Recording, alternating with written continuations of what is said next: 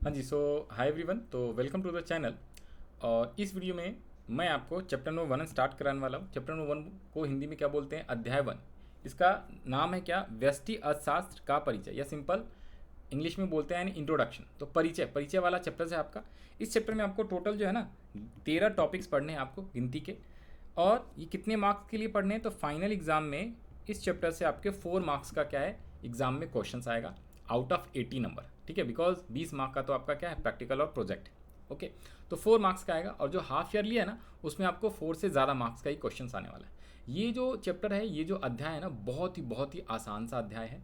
कुछ भी इसमें मुश्किल नहीं है, बट हाँ इंपॉर्टेंट है आपके एग्जाम पॉइंट ऑफ व्यू से। ओके, तो आइए स्टार्ट करते हैं। सबसे पहला जो टॉपिक पढ़ना है आपको इसमें, वो है अर्थशास्त्र। अर्थशास्त्र को इंग्लिश में इकोनॉमी बोलते हैं, या इकोनॉमी भी आप बोल सकते हो। सेकेंड जो टॉपिक पढ़ना है, वो पढ़ना है मीनिंग, अर्थशास्त्र का मीनिंग, जिसको इकोनॉमिक्स बोलते हैं इंग्लिश में। थर्ड टॉपिक है व्यष्टि अर्थशास्त्र किसे कहते हैं। फोर्थ जो है आपका व्यष्टि और समष्टि अर्थशास्त्र में अंतर, क्योंकि दो टाइप के इकोनॉमिक्स यानी दो टाइप का अर्थशास्त्र होता है, दो प्रकार का अर्थशास्त्र होता है। एक अर्थशास्त्र को कहते हैं व्यष्टि अर्थशास्त्र, दूसरे को हम बोलते हैं समष्टि अर्थशास्त्र। व्यष्टि का मतलब होता है छोटा स्मॉल, और समष्टि का मतलब होता है लार्ज यानी बड़ा। Okay, big. फिर पांचवा जो टॉपिक है और छठा और सातवां, ये तीन टॉपिक याद रख लीजिएगा, बहुत ही ज़्यादा इंपॉर्टेंट है, वेरी वेरी इंपॉर्टेंट। मार्क कर लीजिएगा स्टार मार्क, क्योंकि इससे तो 100% मार्क के चलिए आपके एग्जाम में क्वेश्चन आना ही आए, चाहे वो यूनिट टेस्ट में आ जाए, चाहे वो हाफ ईयरली में आ जाए, चाहे वो आपका फाइनल एग्जाम में आएगा। एक सवाल तो पक्का इन तीनों टॉपिक से रहता ही रहता है, 3 नंबर का रहता है। ओके, 3 से 4 नंबर में। ओके, इसको अच्छे से करके चलना है। तो पाँचवें टॉपिक का नाम है आर्थिक समस्या, इसे हम इकोनॉमिक प्रॉब्लम बोलते हैं। छठा जो टॉपिक है वो है केंद्रीय समस्या, सेंट्रल प्रॉब्लम। एंड सातवां जो है आपका PPC, also known as PPF, उत्पादन संभावना वक्र या उत्पादन संभावना सीमा। फिर आठवां टॉपिक, ये सब छोटे छोटे टॉपिक्स हैं, ये पीपीसी से ही रिलेटेड टॉपिक रहते हैं। अवसर लागत, अपॉर्चुनिटी कॉस्ट, सीमांत अवसर लागत, मार्जिनल अपॉर्चुनिटी कॉस्ट, एमओसी भी बोलते हैं। रूपांतरण की सीमांत दर यानी मार्जिनल रेट ऑफ ट्रांसफॉर्मेशन या एमआरटी। पीपीसी में परिवर्तन एवं घुमाव, change in PPC and rotation in PPC. सकारात्मक विज्ञान और मानक विज्ञान, पॉजिटिव साइंस, नॉर्मेटिव साइंस। और लास्ट है बाजार अर्थव्यवस्था और केंद्रीकृत नियोजित अर्थव्यवस्था। तो सबसे पहला टॉपिक जो है हमारा, वो है क्या? अर्थव्यवस्था का मीनिंग। ठीक है, अर्थव्यवस्था का मीनिंग। तो अर्थव्यवस्था कहते किसे, ध्यान से सुनना, अर्थव्यवस्था किसे कहते हैं। देखिए, सिंपल और आसान से भाषा में मैं बोलूँ तो अर्थव्यवस्था का मतलब होता है क्या, ये सब बहुत सारी चीज़ें लिखी हुई है, ग्रीक वर्ड ऑक्योनोमिया, इसका अर्थ होता है गृह प्रबंध, हाउस होल्ड। ये सब चीज़ें आप समझने के लिए, ठीक है, पढ़ लीजिएगा। बाकी एग्जाम में 1 नंबर का अगर क्वेश्चन आता है कि अर्थव्यवस्था से आप क्या समझते हैं, तो आपको सिंपल ये वाली लाइन लिखनी है जो आपको हाईलाइट करा दे रहा हूँ। एक ऐसी प्रणाली जिसके द्वारा लोग अपना जीवन यापन करते हैं। सिंपल सिंपल आसान भाषा में एक लाइन के अंदर मीनिंग आपको 1 नंबर में लिख के आना है। हम क्या बोलते हैं अर्थव्यवस्था को? अर्थव्यवस्था का मतलब क्या होता है? एक ऐसी व्यवस्था जिसके द्वारा लोग अपना जीवन यापन करते हैं, बस सिंपल। ठीक है, उदाहरण के लिए एग्जाम्पल ये किसने दिया था? वैसे एजी ब्राउन के अनुसार है। आप ये नाम याद भी नहीं रखोगे तो भी चलेगा, सिर्फ ये आपको डेफिनेशन लिख के आना। और उदाहरण के लिए आपको जितने भी देश के नाम है ना, जितने भी देश, लगभग लगभग दुनिया में 200 206 इतने देश हैं। ठीक है, कुछ डेट्स पे कुछ देश के नाम पे क्या है, कुछ डिस्प्यूटेड से कुछ लोग देश मानते हैं, कुछ नहीं मानते हैं। ठीक है, जैसे जैसे जो चाइना है, चाइना, जैसे चाइना जो है, चाइना, ताइवान को कोई देश मानता ही नहीं। वो कहता है Taiwan is a part of China, लेकिन ताइवान कहता नहीं, हम तो एक इंडिपेंडेंट अलग से देश है। ठीक है, तो ऐसे कुछ, गाजा पट्टी जो है, गाजा गाजा इजराइल के अंदर, वो गाजा कहता है हम अलग एक देश है, और इजराइल वाले कहते नहीं भैया तेरा कोई अलग देश नहीं। फिलिस्तीन, फिलिस्तीन वाले कहते हैं हम अलग देश है, कई सारे देश मानते हैं उसको कई लोग, और इजराइल वाले कहते नहीं भाई तू देश ही नहीं, तो इजराइल का ही पार्ट। तो ऐसे कई सारे कुछ कुछ देश है ना जिसके ऊपर डिस्प्यूट्स हैं, राइट। तो इसीलिए हम बोलते हैं अप्रॉक्स, यानी लगभग लगभग 200 पूरे क्या है, अर्थ पे देश हैं, पूरे विश्व में टोटल 200 देश हैं। और उन सभी देश के नाम के अंत में आप अर्थव्यवस्था लगा दो ना, तो वो क्या बन जाता है? उदाहरण ऑफ अर्थव्यवस्था। जैसे भारतीय अर्थव्यवस्था, अमेरिकी अर्थव्यवस्था, रूसी अर्थव्यवस्था, चाइनीज़ अर्थव्यवस्था, जापानी अर्थव्यवस्था, पाकिस्तानी अर्थव्यवस्था, भूटानी अर्थव्यवस्था, नेपाली अर्थव्यवस्था, श्रीलंकन अर्थव्यवस्था, अफगानिस्तानी अर्थव्यवस्था, सारे अर्थव्यवस्था है। ठीक है, तो अर्थव्यवस्था का मतलब समझ में आ गया कि सर जितना भी देश है उसको अर्थव्यवस्था कहते हैं। इस अर्थव्यवस्था में क्या होता है? इंसान लोग रहते हैं और अपना जीवन यापन करते हैं, बस।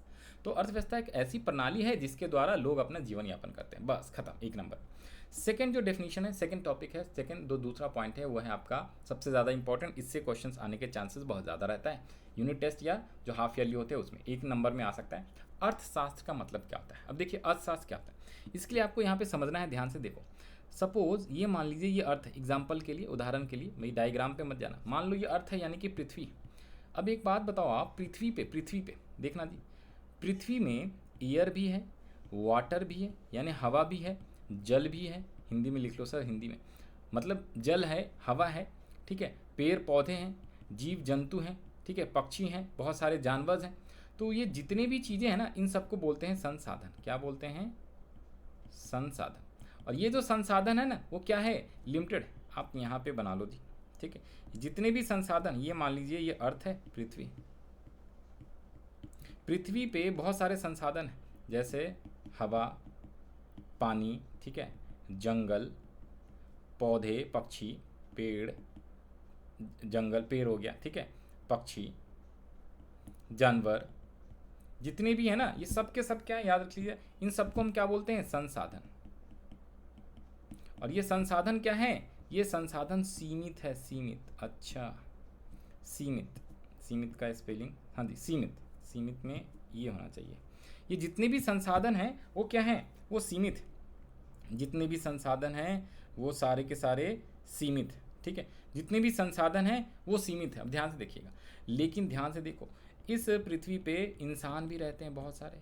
इंसान की जो चाहते वॉन्ट्स यानी चाहते हैं, वो क्या है? असीमित है, असीमित चाहते।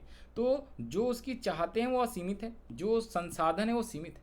तो इसी से हमारा अर्थशास्त्र का डेफिनेशंस आएगा, मीनिंग आएगा।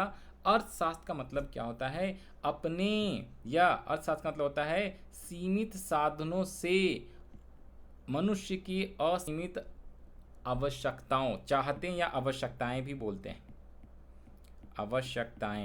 आवश्यकताओं को पूरा करना या पूर्ति करना, आवश्यकताएं, ठीक है, आवश्यकताएं। तो चाहते या आवश्यकताएं को पूरा करना।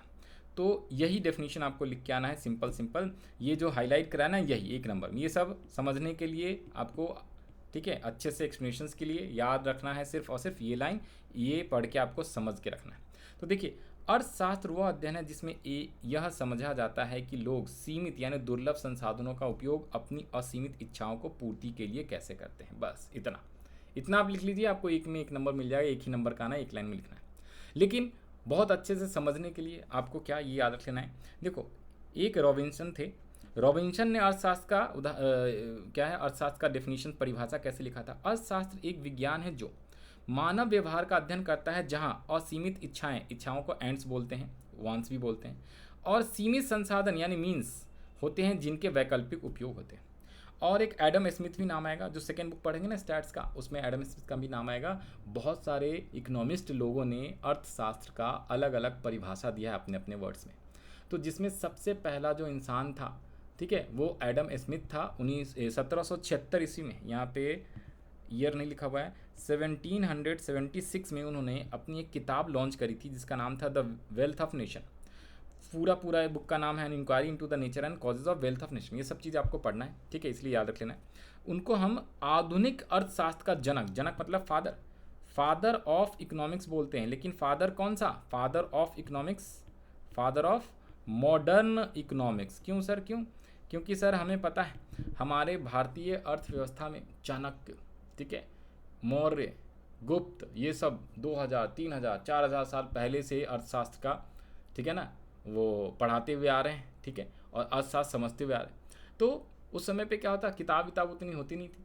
तो जब से कागज़ वागज़ का यूज़ स्टार्ट हुआ, प्रिंट मीडिया आया, तो बेसिकली एडम स्मिथ जो फॉरेनर था, 1776 में फर्स्ट टाइम पे उसने एक बुक लॉन्च करा इकोनॉमिक्स के ऊपर, जिसका नाम था वेल्थ ऑफ नेशन। इसलिए उनको मॉडर्न इकोनॉमिक्स का फादर कहा जाता है, ठीक है, ये ध्यान रखिएगा। तो ये आपको याद रख लेना है। 1 मार्क्स का MCQ कहीं आएगा, आ सकता है, बिल्कुल आ सकता है, CUT में भी पूछेगा, तो इसके लिए याद रख लेना है। और अर्थशास्त्र, रॉबिन्सन ने क्या डेफिनेशन दिया था वो ये है। लेकिन आपको एग्जाम में 1 नंबर का मीनिंग आएगा, तो सिंपल याद रख लेना है कि जो दुर्लभ संसाधन है, सीमित संसाधन है, उससे मनुष्य की असीमित इच्छाओं को पूर्ति करना ही क्या कहलाता है? अर्थशास्त्र कहलाता है। बस खत्म। अब अर्थशास्त्र के 2 प्रकार हैं, ये सूक्ष्म की जगह व्यष्टि लिख लेना है। व्यष्टि, ठीक है। व्यष्टि और समष्टि, यहाँ पे जो सूक्ष्म है ना, यहाँ पे सब जगह पे व्यष्टि लिख लेना है, व्यष्टि अर्थशास्त्र। अब ध्यान से देखना, तो सबसे पहले अब दो टाइप के अर्थव्यवस्था होते हैं, अर्थशास्त्र होता है, एक तो समष्टि और एक व्यष्टि। समष्टि और व्यष्टि, व्यष्टि जो हमें क्लास 11वीं में पढ़ना है, समष्टि क्लास 12वीं में पढ़ना है। तो व्यष्टि का मतलब क्या होता है? व्यष्टि देखिए छोटा होता है, स्मॉल साइज। व्यष्टि ग्रीक वर्ड, ठीक है जी, माइक्रोज से आया है, जिसका मतलब होता है स्मॉल। ओके, अंग्रेजी में ग्रीक वर्ड है माइक्रोज, माइक्रोज का मतलब होता है स्मॉल यानी छोटा।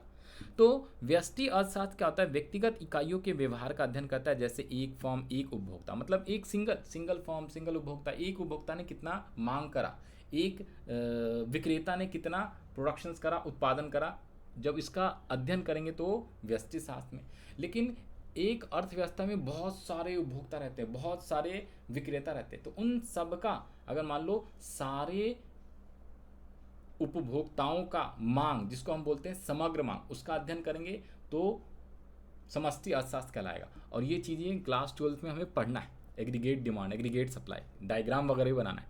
और सारे विक्रेता, कुल उपभोक्ता, कुल विक्रेता, सारे विक्रेता ने अगर जितना भी प्रोडक्शंस करा है उसका अध्ययन करेंगे तो व्यष्टि की जगह पे समष्टि अर्थशास्त्र हो जाएगा। तो समष्टि का मतलब पूरा, समग्र स्तर पर अध्ययन किया जाता है, लेकिन व्यक्तिगत स्तर पर इकाइयों का अध्ययन करना क्या कहलाता है? व्यष्टि। उदाहरण जैसे क्या होता है, देखिए मांग और पूर्ति, एक उपभोक्ता का मांग, एक उत्पादक का पूर्ति, और यहाँ पे राष्ट्रीय आय, पूर्ण रोजगार, और समष्टि समग्र मांग, समष्टि मांग और समष्टि आपूर्ति, तो इसको बोलते हैं समग्र मांग और समग्र पूर्ति, आएगा 12वीं क्लास में चैप्टर, ठीक है। तो उदाहरण के लिए याद रख लीजिएगा, उदाहरण के लिए ये वाला पॉइंट तीसरा, और मीनिंग आपको पहला वाला। तो व्यष्टि अर्थशास्त्र एक व्यक्तिगत इकाई के व्यवहार का अध्ययन करता है, जैसे एक फर्म एक उपभोक्ता। उदाहरण, इसके मुख्य उपकरण क्या होते हैं? मांग और पूर्ति होता है, आपूर्ति नहीं पूर्ति लिखिएगा, पूर्ति। और इसके मुख्य क्या होते हैं? समष्टि मांग यानी समग्र मांग और समग्र पूर्ति होता है। ओके, समग्र पूर्ति लिखना है आपको। और सेकेंड वाला पॉइंट पढ़िए, इसके उद्देश्य मूल निर्धारण अन्य संसाधनों का आवंटन होता है, लेकिन इसका उद्देश्य राष्ट्रीय आय, रोजगार स्तर का निर्धारण करना होता है। और इंपॉर्टेंट लास्ट वाला है, इसको प्राइस थ्योरी मूल सिद्धांत बोलते हैं, और इसको आय सिद्धांत या रोजगार का सिद्धांत भी कहा जाता है। व्यष्टि को मूल सिद्धांत और आय और रोजगार का सिद्धांत किसे कहते हैं? हम लोग समष्टि को कहते हैं। और चौथा लाइन भी पढ़ लीजिए, ठीक है। यह उपभोक्ता तथा उत्पादक के संतुलन का विश्लेषण करता है, लेकिन ये अर्थव्यवस्था के आय, रोजगार और उत्पादन के संतुलन का निर्धारण करता है। तो एग्जाम में आपको ना 3 से 4 नंबर में आएगा, तो आपको 3 पॉइंट अच्छे से याद कर लेना है। आपके बुक में ना इसके अलावा भी 2-4 एक्स्ट्रा पॉइंट मिलेगा, ठीक है। तो जो आसान से होगा वो आप याद कर लीजिएगा, लेकिन ध्यान रख लेना, एक तो परिभाषा याद रख लेना, अर्थ, दूसरा इसका उदाहरण याद रख लेना है, और तीसरा ये जरूर, ये एमसीक्यू में भी आता है कि व्यष्टि अर्थशास्त्र को मूल्य सिद्धांत यानी प्राइस थ्योरी बोलते हैं, समष्टि अर्थशास्त्र को आय सिद्धांत या रोजगार का निर्धारण भी कहते हैं। और ये पढ़ लिया तो आपने तीसरा टॉपिक भी अब आसान हो गया। इसमें सिर्फ व्यष्टि अर्थशास्त्र का मीनिंग पढ़ना है, तो ये लिखिए, देखिए ग्रीक वर्ड माइक्रोस से बना है, जिसका मतलब होता है छोटा। यही मैं आपको अभी बता रहा था व्यष्टि अर्थशास्त्र के बारे में। यह अर्थव्यवस्था की व्यक्तिगत इकाइयों का अध्ययन करता है, जैसे एक फर्म एक उपभोक्ता आदि। इसका मुख्य उद्देश्य मूल्य का निर्धारण, संसाधन का आवंटन करना होता है, प्राइस डिटर्मिनेशन और अलोकेशन रिसोर्सेज। और ये जो चैप्टर है ना प्राइस डिटर्मिनेशन, भैया ये आपका चैप्टर नंबर 11वां और ये कैसे 12वां, अलग अलग बुक में किसी में 11वां किसी में 12वां।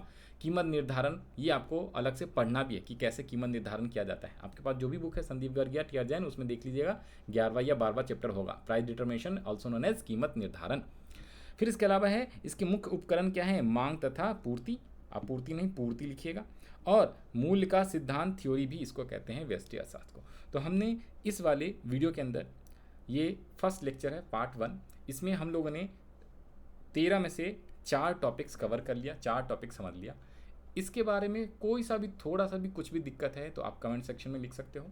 डिस्क्रिप्शन में मैंने व्हाट्सएप चैनल का लिंक दे दिया है, उसको ज़रूर से ज़रूर ज्वाइन कर लीजिए।